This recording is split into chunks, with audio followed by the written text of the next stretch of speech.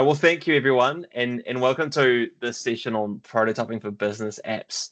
The the point of this workshop is to hopefully inspire you to use prototyping in your business application project. So I think a lot of people here are either from a Dynamics 365 or a Power Platform background. That's definitely my background, and I guess the idea is with this workshop is I want to show you some simple tips around prototyping, how you can include prototyping in the existing ways that you work. So you don't have to completely change the way that you run a project. I think you can weave in prototyping quite easily, and it doesn't have to cost more or blow out your budgets or anything like that. It should be a very simple way to include in what you do right now. But it's just so we'll go through the benefits of it, but really when it comes down to it, it's a really good way of getting business teams and IT teams on the same page, have the same understanding about the solution that you're going to be building. Right, so I'm going to take you through a bit of a journey here on the Miro board for those who are in Miro.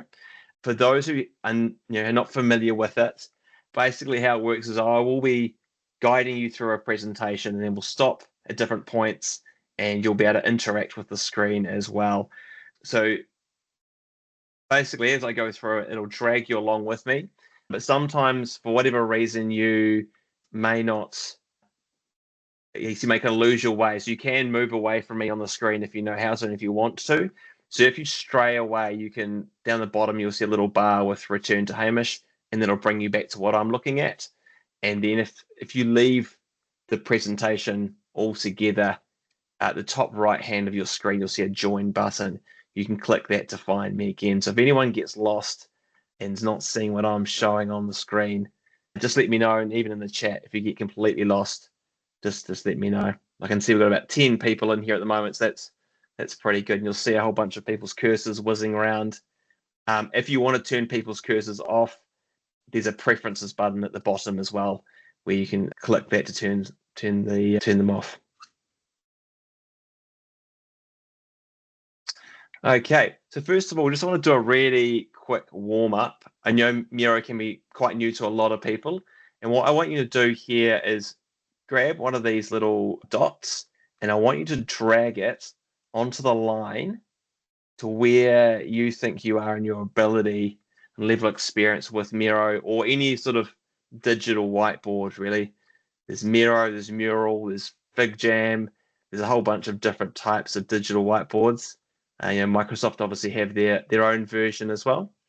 Cool. Okay. So we've got some complete beginners today. So it could even be your first time using Miro. Hopefully the experience is making it as guided as possible. But as I say, if you do get stuck, just feel free to put some comments in the chat or even come off mute. I don't mind people talking as well. Okay, so the second warm up, and this is probably about the extent of the difficulty of Miro, is I've got a bunch of sticky notes here. I'd like you to select a sticky note and just type onto the note, what are you here for? And what do you want to get out of this workshop today? So you can just select a note and you can just start typing. And it's kind of as simple as that. So the way that I've set up this workshop is try to make it as simple as possible. I think, if you're interested in using tools like this to run your own workshops, I know some people are interested in that. Yeah, I guess one of my top tips is just to make it as simple as possible. Preload sticky notes onto the board so people don't have to use the tools and things as much. Very good.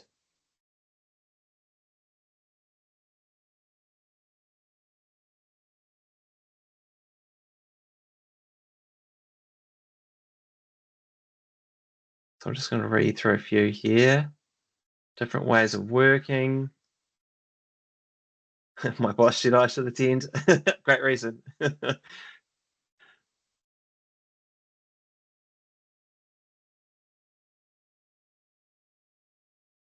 Learning processes around prototyping,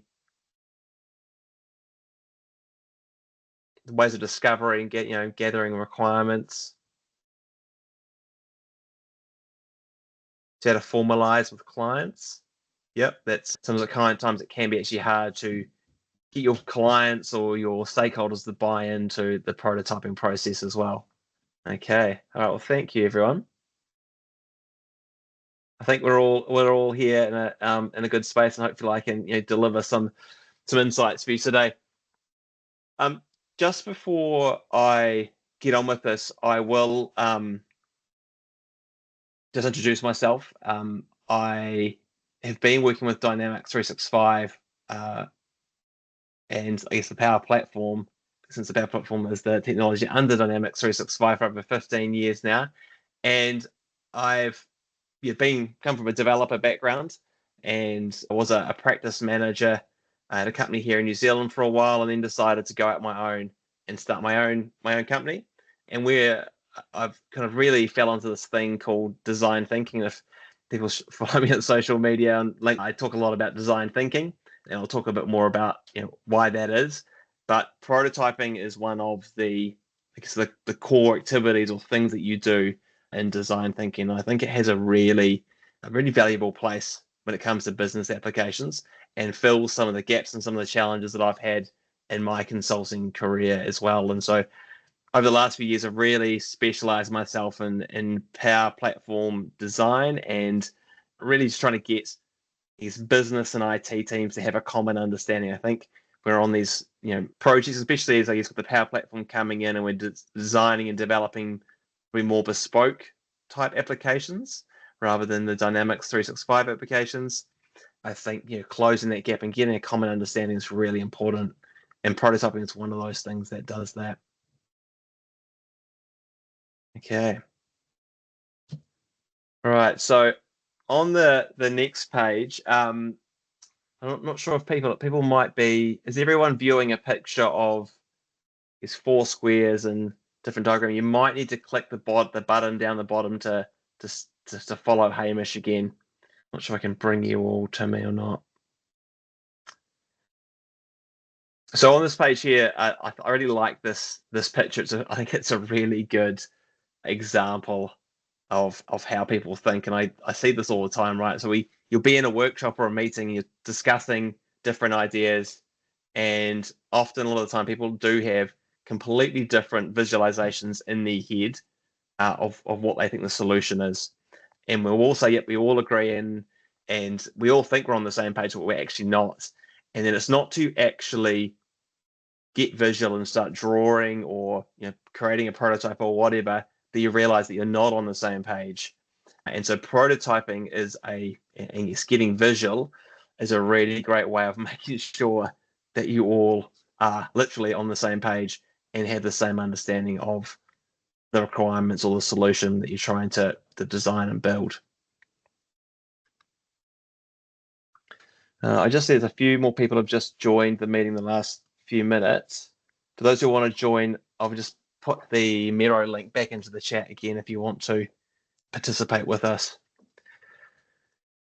So some of the common problems we see on Power Platform and Dynamics 365 projects can be described in this one here. So what I'd like you to do, again, similar to the earlier exercises, grab a dot and drag it into the box that you identify most with. You may grab a couple of dots and put them in different boxes, but what are the biggest challenges that you face right now in your projects? And I'll be really interested to see where we all sit. And again, these sorts of exercises we're doing here in Miro, it's just you imagine trying to have, what have we got? We've got 15 people in this, participating in this workshop. 15 people to have a conversation and try to agree on some of these topics can be quite difficult if you're just talking at each other. So having a sort of a visual and collaborative tool like Miro, like this, you can see how quickly we can gather a bit of information without heaps of discussion. So really, interested. I've done this workshop a few weeks ago, and frustration with the communication barriers between technical and non-technical stakeholders is always a favorite. And then this one here around, uncertain how to gather requirements, understand user needs, especially, we're in a very much like an online world at the moment with remote workshops. that can be a bit hard. And I think prototyping has a big place to play in that. I'm really interested to see that people haven't put any dots in the demotivated by failed UAT scenarios. That was quite highly voted last time for the last group. So an interesting difference there.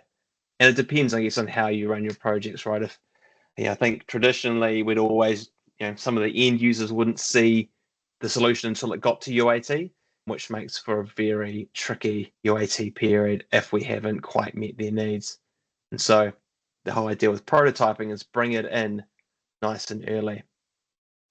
Okay, we'll go on to the next slide. So this is another, I guess, introduction type slide around, you'll hear me talk a lot about design thinking, and prototyping is one of the tools in the design thinkers toolkit.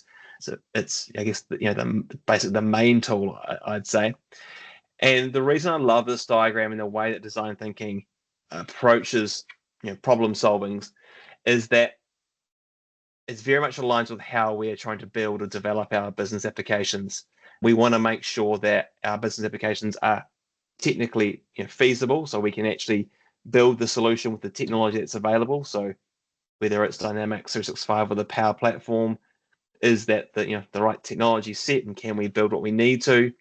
Is it viable? So often we will put together a business case, make sure that we are going to get a good return on our investment.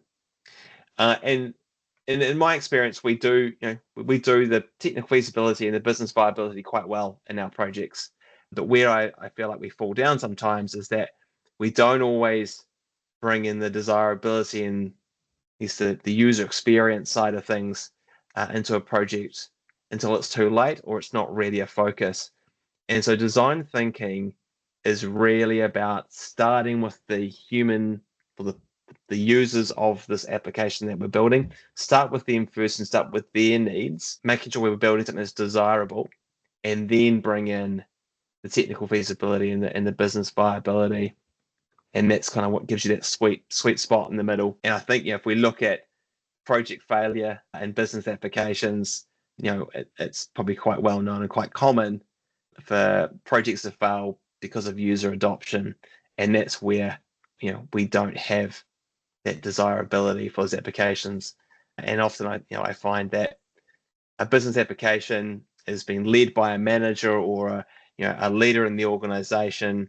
They have some business objectives and they can just tell their employees or their staff that they need to use the app.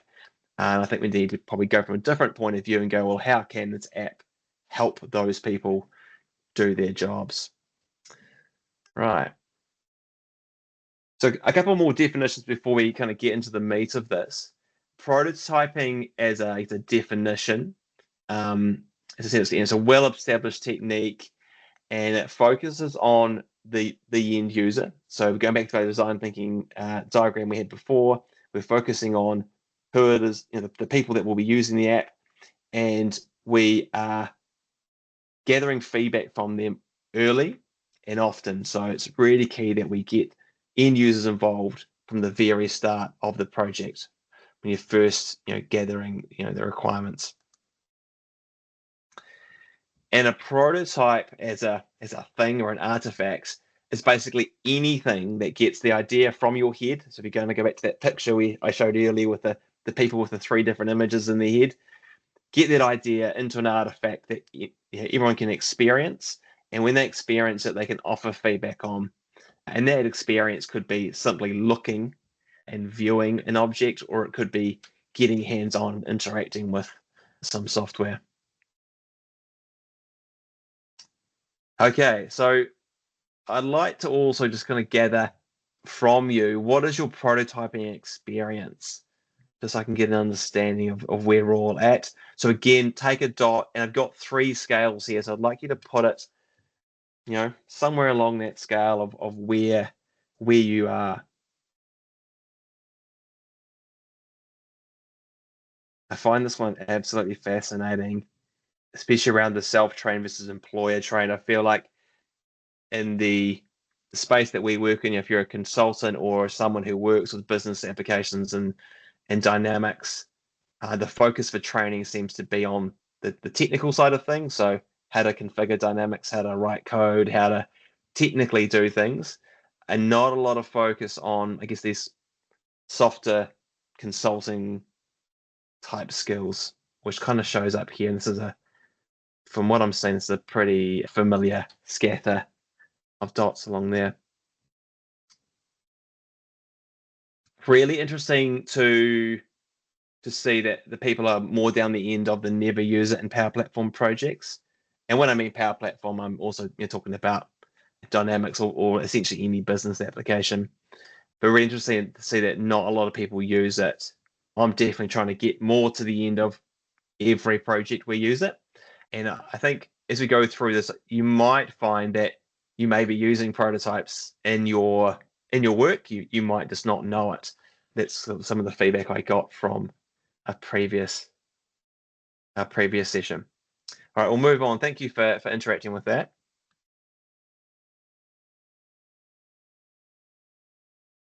Okay, so the next thing I'd like to get your input on is based on the definition of prototyping. It's about getting feedback or end user feedback, getting it early and getting it often.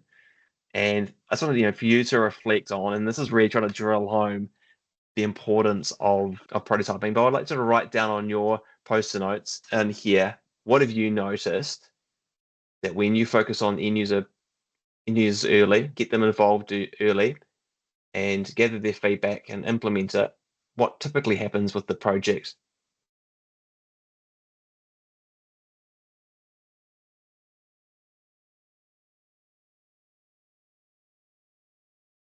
And this is, I guess, another good little technique when you're working with people. I think sometimes, I can tell you all the benefits, I can tell you what happens, but sometimes it's good for you to be able to reflect yourselves and in terms of, learning and getting people to take things on board. It's actually, we've probably learned all these things already, right? We just need to remind ourselves of them.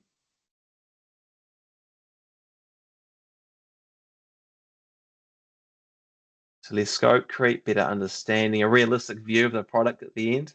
Yep, very good. Trying to manage expectations, realistic expectations is a great one. The positive feeling of being on board. So yeah, I think that's a really good one, right? I'm working on a project at the moment and we're getting overwhelming feedback from our stakeholders who will be the end users, but they feel like they're part of the project. They're designing the project with us, or designing the solution with us, and that they're really, really engaged. And the feedback from them has been super positive around that.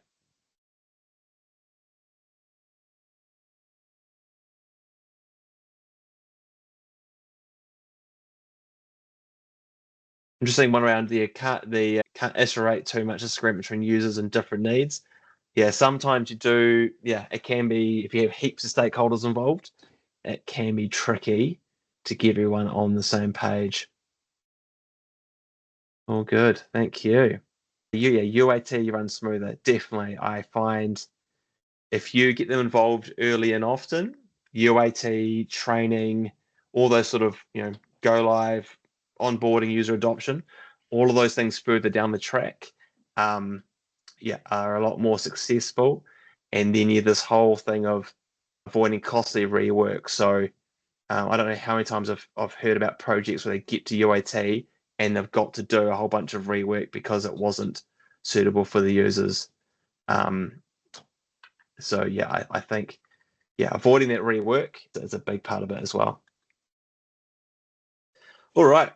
The next thing I want to talk about, and we'll kind of get more into the meat of this, is prototyping. I think there's a bit of a myth around it where prototyping is just an artifact or a thing that we produce. It's a diagram or a picture or whatever, a sketch, but it actually is a whole process in itself.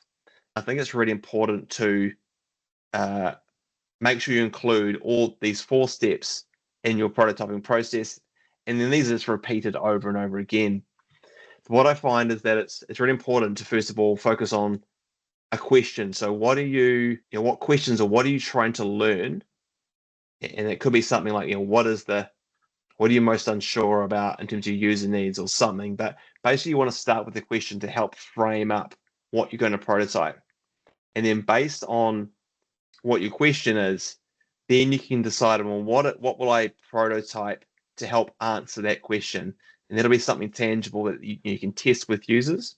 But it's really important to have this question because it focuses you in terms of deciding what to prototyping. Because I've seen prototypes that kind of get hours and hours and hours invested into them, and they're not very focused at all, and you don't actually end up answering any questions at all, but you spend a lot of time building them and putting them together. So it's really important to start with a question that you want to ask. And then in terms of building your prototype or creating a prototype, build what is the minimal thing I need to build in order to answer that question. And that really kind of helps frame this whole process.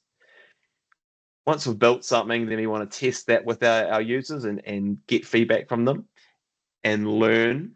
The idea is that with your prototype, it's most likely going to fail. And I think you need to kind of set expectations with the end users that we're building a prototype, we're going to test it with you, and it will fail. And where it fails, that is good because it's the bit that we learn about and it helps us answer our question. And then once we've tested, you take that feedback, you take those, what you've learned, and put that back into your prototype again for your next experiment. And you may have another question that answers that. What is the next tricky thing or the next thing we're most uncertain about? You refine the prototype and you just keep repeating the circle over and over again. And you can do that, throughout the life cycle of a project or a solution that you're building.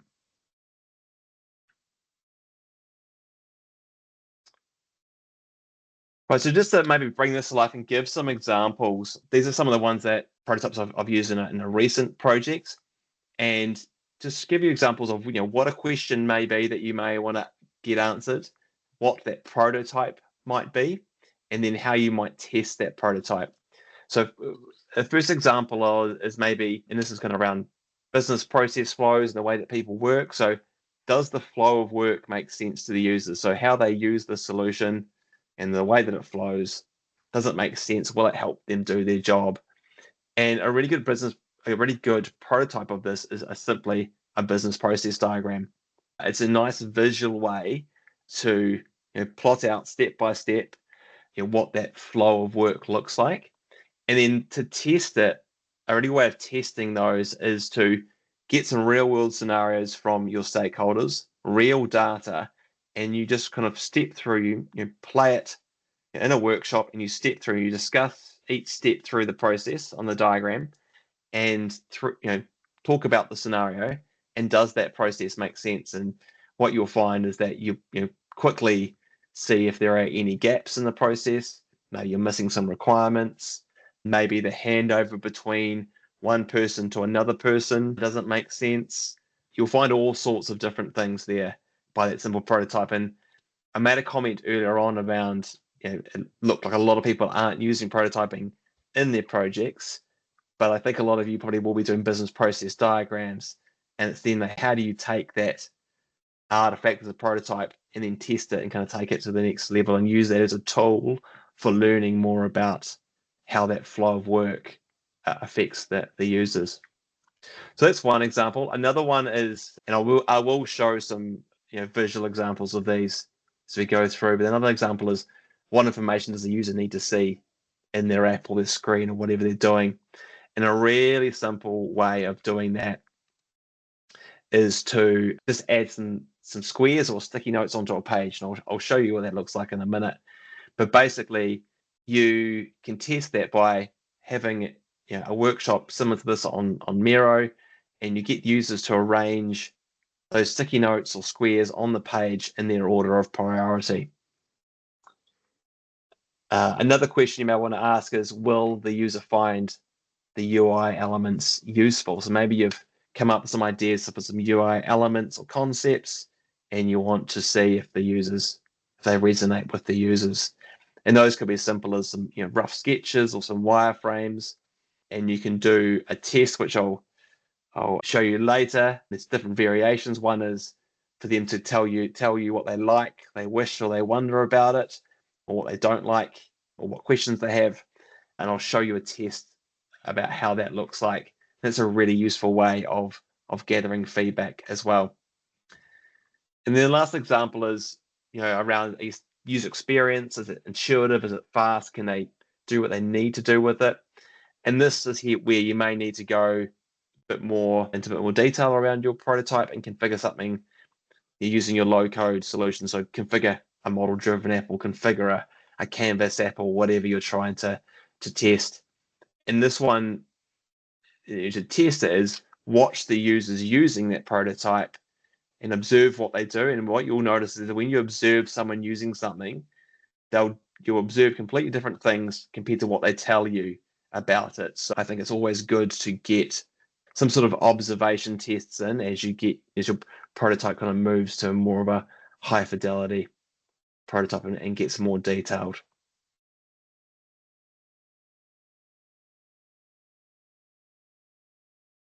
Okay, so we've got a question there. Alex talks about, do users understand business diagrams enough to spot gaps, missing steps?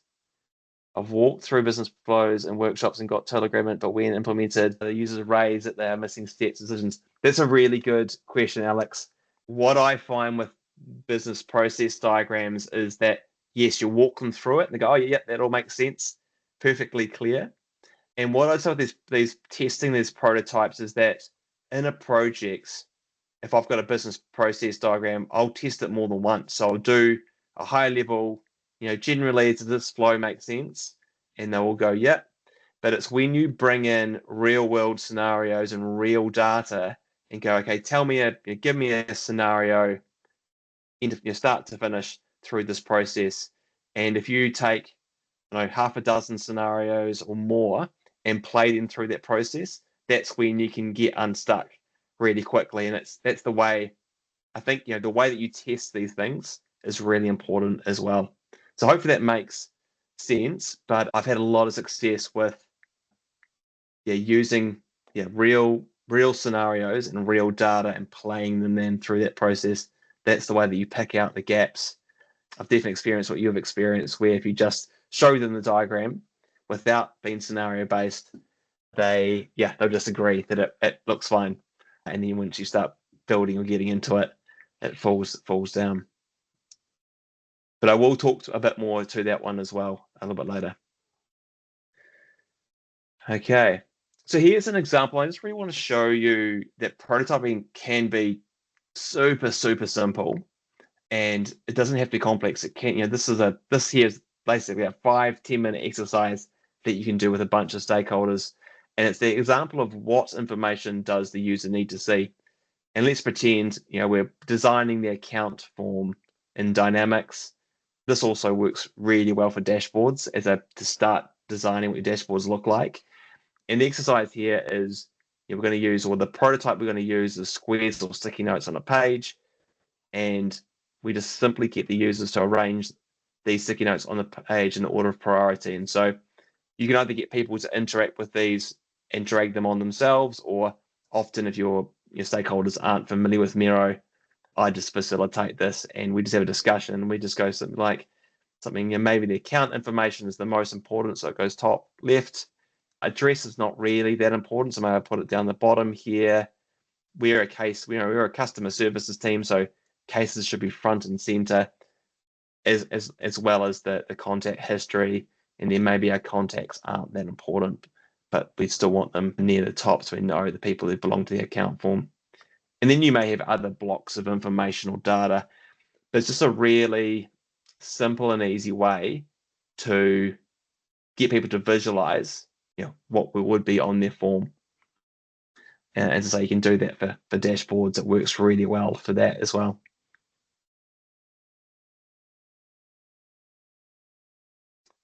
Okay. So in terms of prototypes, what I often recommend is, start, as I said, when you go through the prototype process from question to prototype, you want to build or create a prototype that basically has, the least amount of effort to answer that question. So often you can start off by answering pretty simple questions with, hand sketches, like the previous example I showed you, just place sticky notes on a board. And then you can get, more complex with, digital wireframes or mock-ups, and then even through to a low-code solution. I think we are really lucky in that both model-driven apps and even Canvas apps in the Power Platform, you can build them very quickly. And often I'm quite quick to go from a sketch straight through to a model-driven app, just because a model-driven app is really quick and easy to build, and it just gives you the users a really good understanding of what that solution may look like. And you can also start to introduce some of the limitations that we have with model-driven apps. They do have limitations and constraints, and sometimes those constraints can actually help us and help set expectations as well. So there's just a couple of examples. So I just want to get some information from you, or some feedback from you on what, now that you've seen some examples, I've talked about some of them, what types of simple prototypes have you built before? And for those who said they don't usually use prototypes, maybe based on what I've just told you in the last 10 minutes, maybe there's prototypes that you do use and you just don't know it. And I think that the key part to that is the prototyping process. It's around the question. You may have built the prototype, but then how do you test that? And I think as we talk through Alex's scenario with the business process diagrams, it's not just the diagram that's the prototype. It's important to understand how you test that with real data and real scenarios.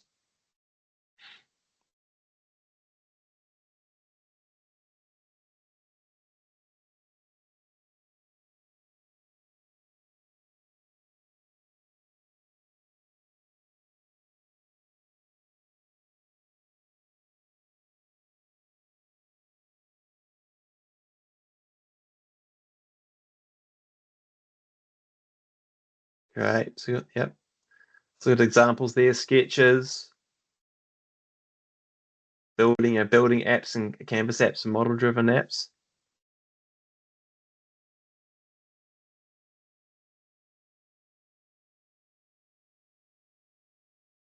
Field and field label layout for clarity. I think that's a really interesting one, right? Yeah, how often, especially in certain organizations, is it really important to have the right terminology, the right words used on labels can make a really big difference to the end users with their understanding and the terms that they use. And often a Dynamics application, yes, the terms for account and contact don't always make sense to some organizations. Okay, well, thank you for sharing.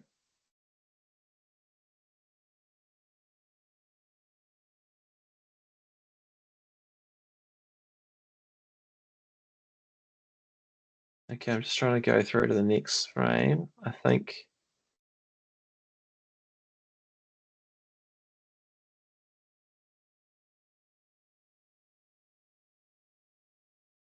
Sorry, I think my system got stuck here a bit.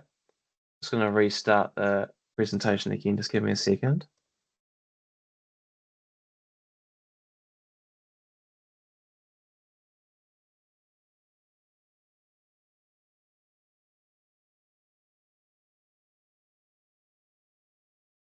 Oh, my Miros seem to have stuff a bit stuck. Oh, sorry. It's going to drag you all the way back to the start again. Just give me a second. I'll bring you back to where we're meant to be. All right. Can everyone see the screen?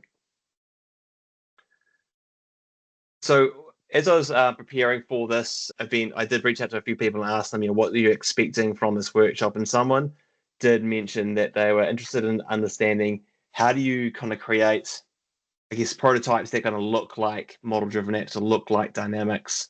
I guess, and I guess it's around some examples here. And let's say, for example, we've got the account screenshot here. So basically, I've taken a screenshot of the account record from Dynamics. This is from an out-of-the-box sample data solution. And let's pretend that we want to add like a custom control, maybe something we may put with an embedded Canvas app or a PCF control, something quite custom that we'd like to put inside Dynamics to help with some sort of user experience. And what I guess an example we'll use here is a thing called an onboarding checklist. And so what I'll maybe just walk you through here is how you can use a tool like Miro, and just by kind of taking and copying pasting things from screenshots of Dynamics, how you can put something in pretty quickly and it looks like the real thing.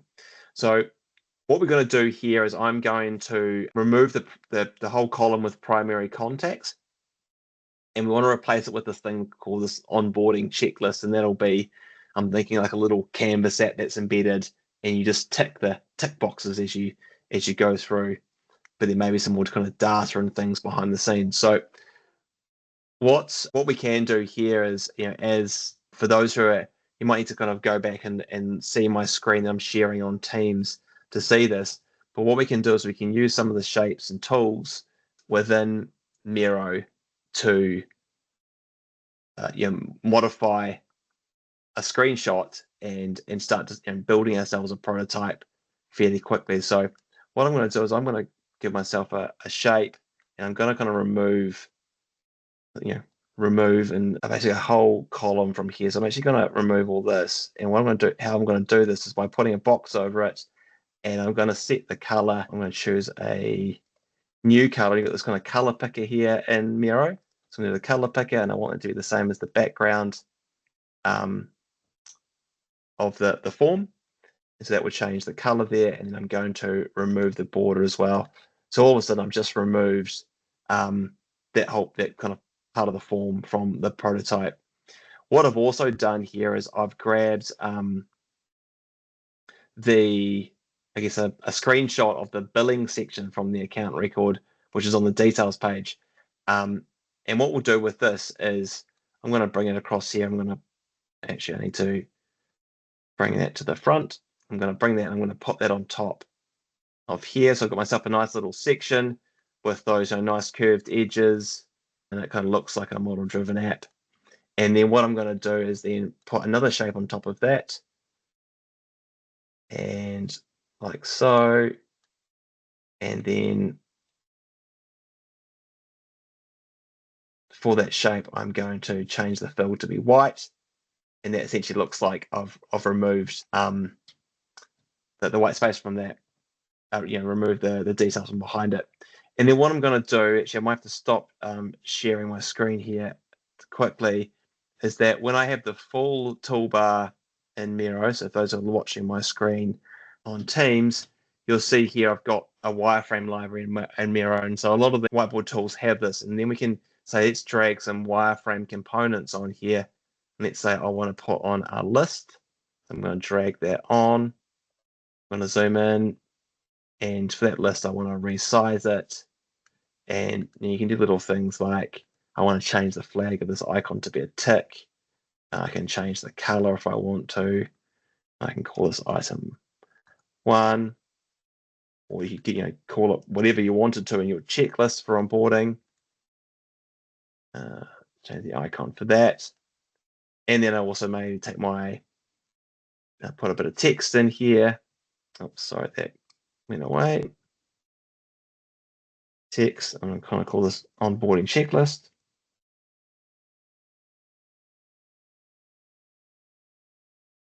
And I'll downsize it, and I'll probably make it bold. And then I can put that up there.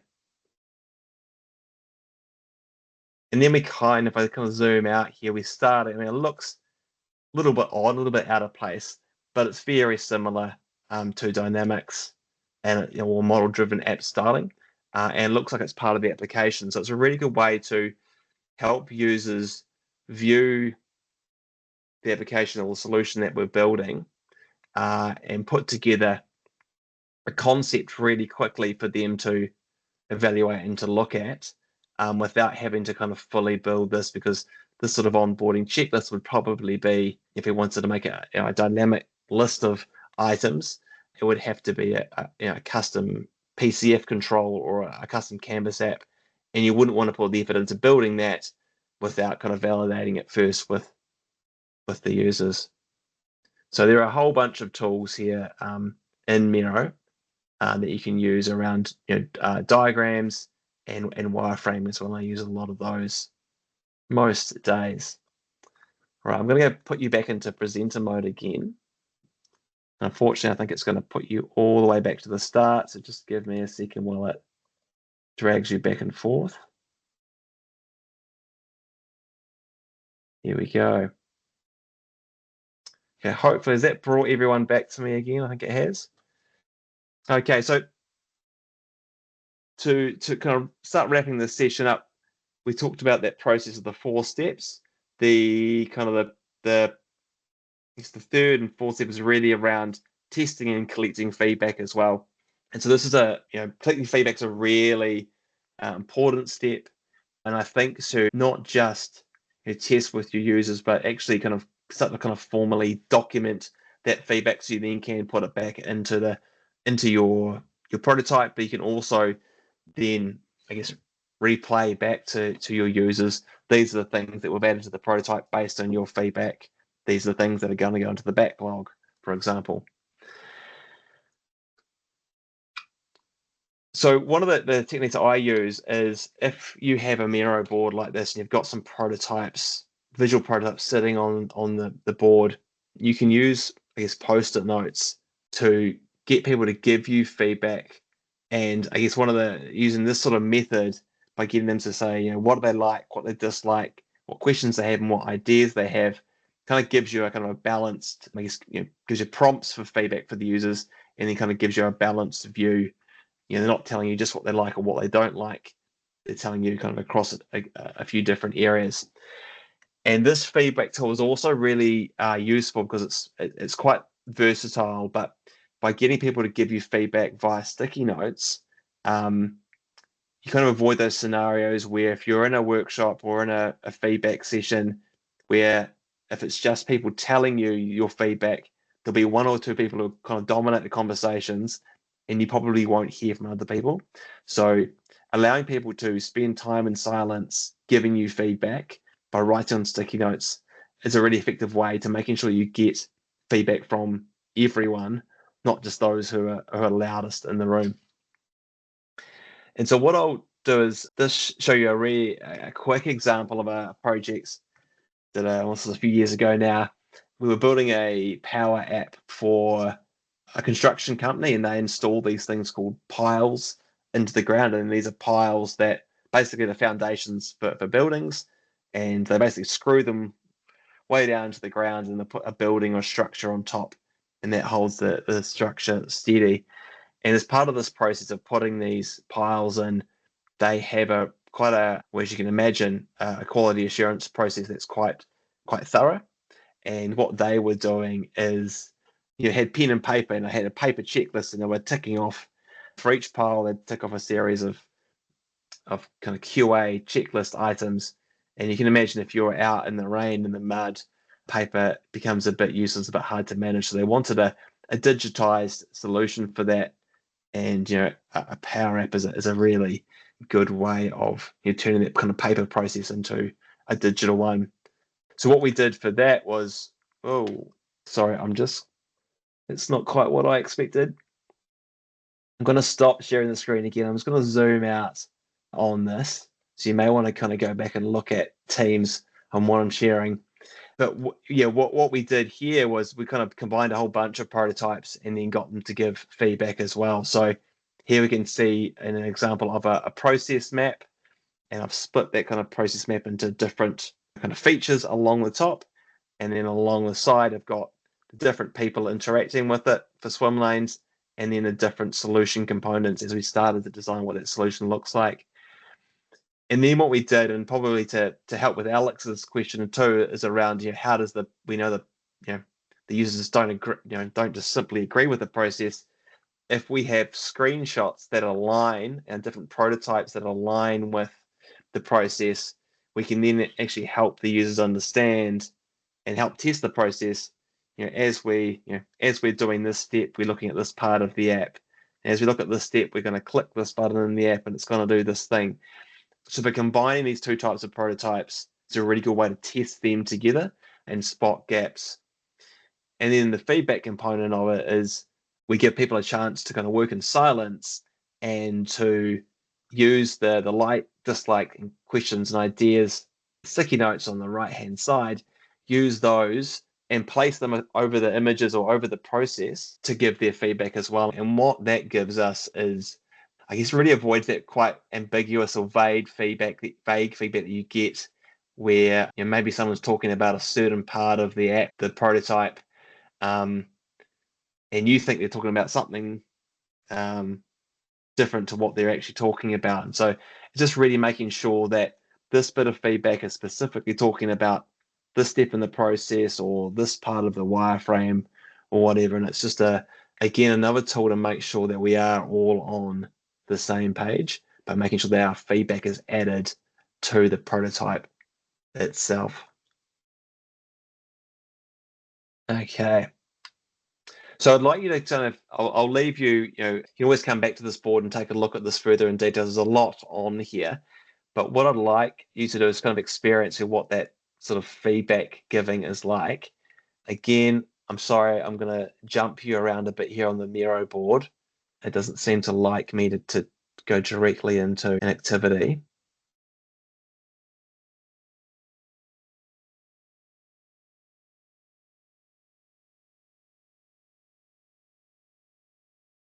No, it's not going to let it. Sorry.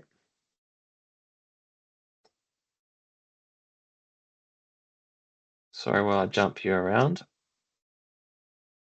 But what I'd like you to do is, just to be able to get hands-on and to experience how easy it is to give feedback when you do it in a way with sticky notes. And so instead of asking you to give feedback on a prototype from an app that you're not familiar with, what I thought I could do is ask you to give feedback on this workshop. So what do you like about it? What do you dislike about it? What questions do you have? What ideas do you have? And your ideas could be things like, what do you want to learn more in the future, or what do you think more of these workshops could cover? And again, if you think about prototyping in a way, this workshop I'm giving today, in a way, it's a prototype for me, in that I want to be producing more learning content and more around this topic. So this is a great way for me to test a prototype of this sort of workshop with you, and to get feedback as well.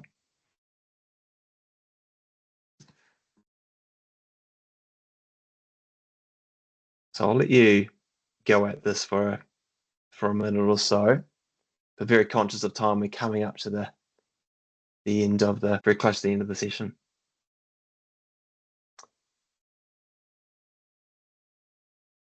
So while we're doing this, does anyone have any questions? And I've just kind of been talking a lot for the last hour. I know you've been engaging on here, but if anyone wants to come off mute, has any questions or anything about what we've talked about today?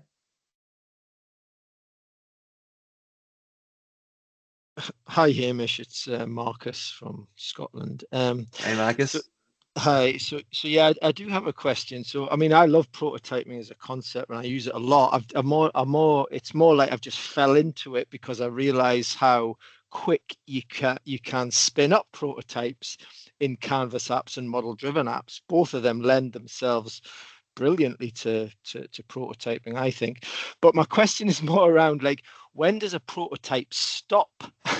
Because sometimes, you can do so much so quickly. And I find if you demonstrate that to the client too quickly, that you kind of sort of show all the flashy stuff, but there's a lot of kind of, I don't know, kind of boring legwork that needs to be done to make it a fully fledged production app. But there's a sort of danger of showing them things too quickly, if you get what I mean. Yeah. No, I 100% I agree. I mean, we're on a project at the moment where we've been building a prototype over 6 months. I mean, it's a very complex project, very complex customer user interface, and we've been doing regular kind of weekly show and tells with them and evolving the prototype over these 6 months. And we had a kind of we've been then building it as a Canvas app. The users have been hands-on. They've gotten through some proper testing of it, and some of the feedback is, "Oh, this is ready for us to use right now." And we're like, "Well, no, it's not." There's a whole lot of stuff to do behind the scenes. So you do have to. I think expectation setting is super critical around. We've got a prototype. It looks all flashy, and the aim of the prototype maybe is for testing user experience, and is the experience of the system, or of the solution, is that a good fit for you, and will it help you do your job, and will it achieve the goals of the project and all that sort of thing. But you need to set expectations that there is a lot of work behind the scenes to do to get it to a production state. And I think kind of comes back, to your project plan.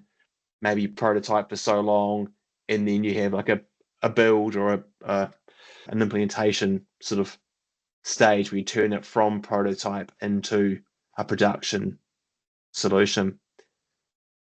Does that make sense? Yeah. No, it does. Yeah. Thank you. Yeah. So I think expectation setting is a big one there, right? But I mean, I'm also a believer where you can just iterate the prototype over and over and over again and get it closer and closer and closer to a production ready thing. And then obviously you've probably got a few, there's obviously a lot of back end stuff around, security roles and, all sorts of things in the back end you need to do to get it to a point where it's fully functional. Yeah. I mean, it just something to share as well, I guess. The other thing I find about prototyping is, especially if you've got a client who isn't already Dynamics or Power Platform or Canvas app savvy, it's a way of kind of introducing the capabilities and possibilities of it to them in a sort of, in a less of a big bang approach. So it kind of works. It's beneficial for you to put your ideas in front of the client first, but it's also really beneficial for the client to see quickly it's not a blank canvas. Sometimes the solutions are there are inherent sort of platform limitations, so it's a really nice way to get the clients up to speed on what is and isn't possible. I don't know if you agree with that sort of.